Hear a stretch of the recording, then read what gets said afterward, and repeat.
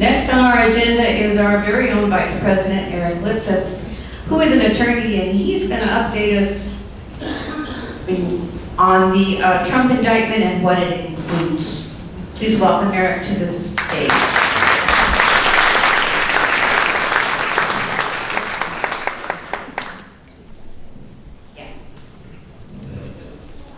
Hi everybody, how are you this morning?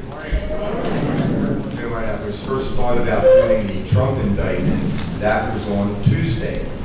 And I didn't think that there would be many things that would occur between Tuesday and today.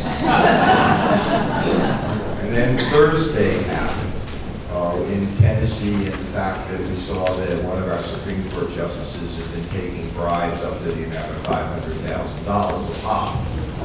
Thought that would be interesting. And then I thought, well, maybe not. Maybe we should just stick with that. And then, of course, yesterday happened with the abortion pill rules.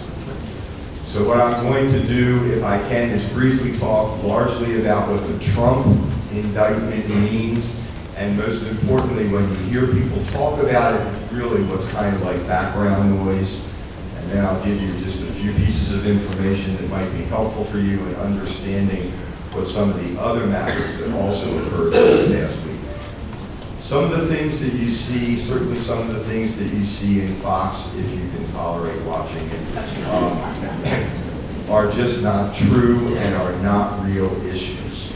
Some of the things that we see on MSNBC, which we do watch, and CNN, are people just filling time in order to make today's headline and juice things up. So what I'm going to try and do right now, very briefly, is explain what really happened in the Trump indictment, what is background noise, and what the real issue is. With that kind of introduction, the indictment itself charges Trump with 34 counts of false business records. It does not charge him with any other crime, such as conspiring to overthrow the government, the insurrection, that this was part of a plan to subvert the election. It does not charge him with that. The only thing that Trump is charged with are false business entries. Now, if I could just take a fast little divergence. Some of you, we've heard for a long time that Trump paid Michael Cohen $420,000 on $130,000 payment that was made to Stormy Daniels.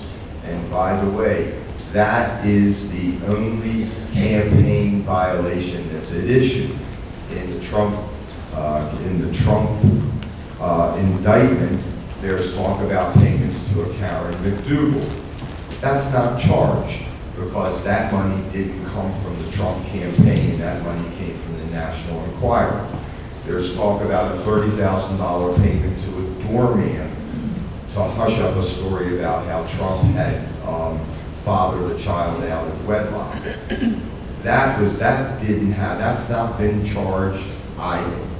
What the focus of the indictment is on the $130,000 that was paid to Stormy Daniels and how that was covered up. $130,000, you may have heard that Michael Cohen got paid $420,000. And people will go, how do those numbers match? This is what happened. The $130,000 Michael Cohen took from his HELOC account and gave to Stormy Daniels through a shell corporation. By the way, shell corporations are well known in the law. They're called badges of fraud. And so, if you use one shell corporation, perhaps you can get away with it. But Michael Cohen actually used one shell corporation to pay Karen McDougal $150,000, and he then used a second shell corporation to pay Stormy Daniels. 2 times and you're out when you go ahead and put up fraudulent things that are known in the law to be fraudulent. So the $130,000 Michael Cohen paid to Stormy Daniels. Then what the Trump Organization did, and the Trump Organization CFO is specifically named in the indictment. That's Alan Weisselberg. What they did is they paid Michael Cohen back and they doubled the money. so that Michael Cohen would not have to pay taxes on the money that went into his accounts that ultimately went to Michael Cohen, reimbursing him for $130,000. That's $260,000. They also paid Michael Cohen a $60,000 bonus. And then the remainder was for some unspecified work that Michael Cohen had done for the Trump organization. And in that way, the indictment alleges that Michael Cohen was left with $180,000. He wasn't left with $180,000 because he had a $130,000 HELOC that he had to pay off. So Michael Cohen got into all of this trouble for $50,000. Stupid. Not only that, they could have gotten away with all of this had Michael Cohen simply sent a bill to the Trump administration and listed the $130,000 as an expense. And then it would have gone into the books as a reimbursement of expense. The company would not have had to double the money on it.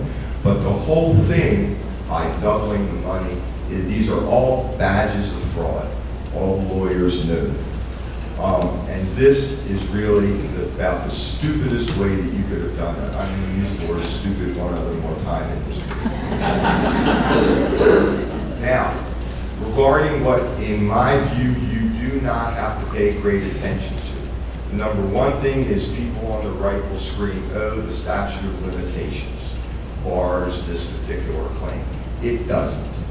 And the reason it doesn't is because the fact that Trump moved to Washington, D.C. and served 4 years as president stretched the statute of limitations out 7 years.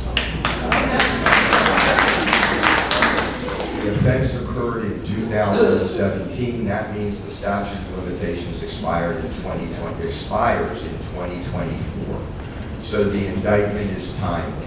They're going to make a statute of limitations argument. It's a loser. They're going to scream that this is a selective prosecution. The Manhattan DA prosecutes people all the time for false business entries. So to the extent that they're going to say selective prosecution, which is not a legal concept as long as the prosecution is within the bounds of the prosecutor's office. The selective prosecution argument is a loser. The Manhattan DA does that all the time. There's going to be talk about the fact that Michael Cohen, and it's right in the statement of charges, that there was no retainer. Under New York, this is a red herring. Under New York law, the lawyer must give the client a written retainer. So if there was no retainer, as the statement of charges indicates, that is a Michael Cohen problem. That's not a Donald Trump problem. And in fact, I will bet you, since in New York requires a written document, that somewhere along the line, that at the beginning of Michael Cohen's relationship with Donald Trump, that they did do a written retainer. There was not a retainer for the Stormy Daniels matter. It may have been covered by the earlier retainer, but this is not an issue in the case. The fact that the feds didn't prosecute, who cares? This goes back to the selective prosecution argument. The issue is whether or not Trump covered up a campaign contribution or expenditure. That's the only issue. And then I like to say this, say that there's an issue. We'll watch people on MSNBC say this, and they say there's going to be an issue with Michael Cohen's credibility and whether or not Michael Cohen has said something before or after. I'll be blunt on this answer. I've been admonished not to say this, but I'm going to say it anyhow. It's going in front of a New York jury. My Lord, what do you expect? I expect this jury to be out for 1 hour tops. But they'll wait for 2 hours more so they can have lunch.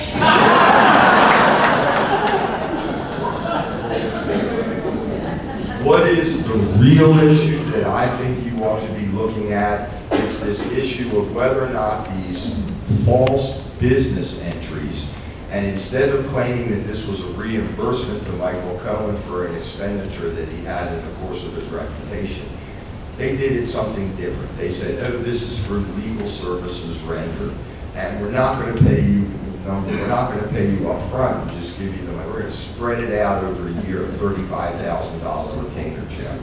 As if Cohen was on retainer to do this kind of work, which he was not. So there are false business entries, and indeed, because I do watch Fox for as long as I can stand it, the Republicans are already, the people on Fox are admitting that these are misdemeanors to make a false business entry. The issue here is the accelerator.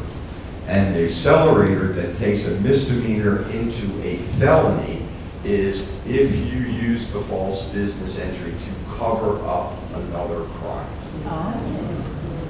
And what then is the crime? Now, it's clear that under these particular circumstances that what happened with the Stormy Daniels transaction was a campaign-related event. But in New York, to get the acceleration to go from a misdemeanor to a felony because the covering up facilitated another crime, there is New York case law that says that that other crime you are covering up has to be a New York crime. Now, what the DA Bragg is going to do is say is the crime is some violation of either New York election law or New York tax law. But right now, it seems that the way this matter is being argued, and what I think is the real issue in the case, is whether or not a federal violation constitutes as an offense under the New York Business Records Act that will allow a misdemeanor to be accelerated into a felony. So when you listen to commentators talk and you hear about no retainer, you can kind of like go, I don't think so. But the real issue that is going to occur is this fight over the underlying law that allows for acceleration. That's what I think you ought to listen to. Now, when I was a young associate, I would spend hours and hours looking up, doing legal research. I remember one time I was in the office until 4 a.m. looking for something that at 4 a.m. I found out was barred by the 11th Amendment. But I am confident that the DA's office has an answer to this question. But if you'll note from the question of whether or not what law is used to accelerate the misdemeanors. I'm confident he has the answer, but if you may have noticed from his press conference, he hasn't put that card on the table yet. When will that card go on the table? It will go on the table in August, because for some reason, the Trump campaign has asked for this particular criminal case to be slow-walked. Maybe they did that for political reasons, but the next date is going to be August when the motions are due, and the court is asking the parties to come back to his courtroom in December.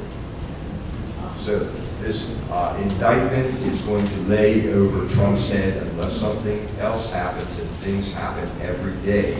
This indictment is going to lay over Trump's head and potentially the campaign at least through December. Now, to talk about what happened yesterday.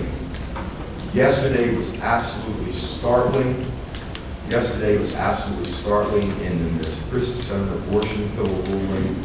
It is standard American law that a judge who knows nothing about the science or any of the underlying principles of whatever's being discussed defers to the administrative agency because they are the experts on the particular subject matter.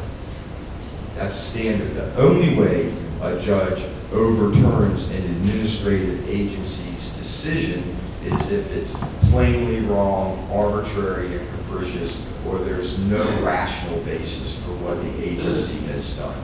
That is extremely rare. This judge substituted his point of view for that of the agency. And if you read the decision, you will find out right away that the judge does not use the word fetus as every other published decision does. He has now used the word unborn human, an unborn human. And he also cites phony statistics, such as that women who terminated pregnancy are 154% more likely to commit suicide, be depressed, and things like that, which comes from a British study that was discredited about 15 years ago. So what this judge is doing is, as a principle of law, he has substituted his version of the facts for that of the experts in the FDA, which have monitored this particular drug for the past 20 years. And the numbers are, it's effective in 99.6% of the time, and there is a 0.4% risk of complications.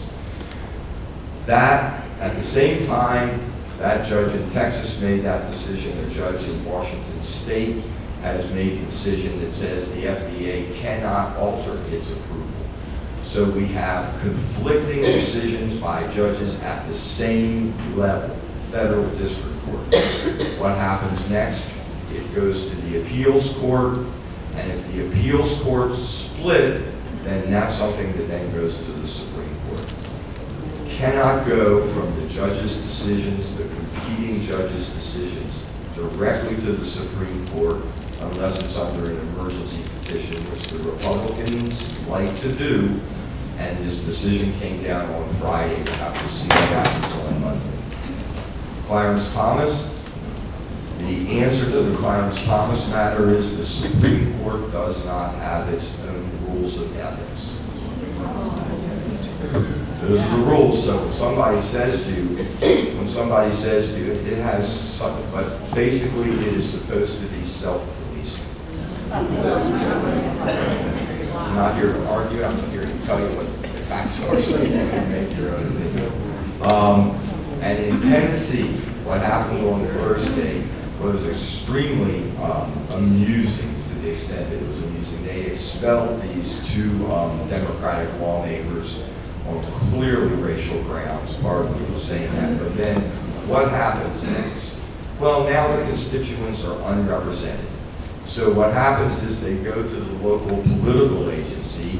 Here it might be the DEC. In Tennessee, it may be the Nashville Central Committee, who appoints the new member.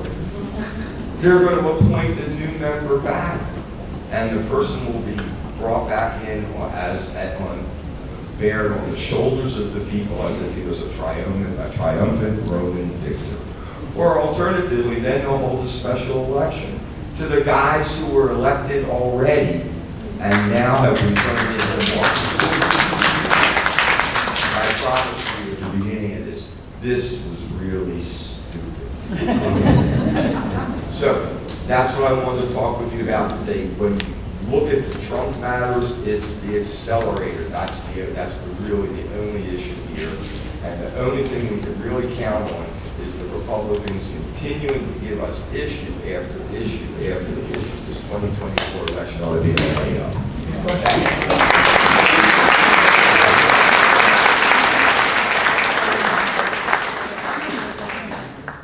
I'm going to stick around after the club meeting. Of course, anybody wants to come and talk about it, I'll be right there.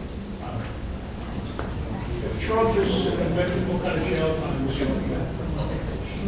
5 to 10. 5 to 10 minutes.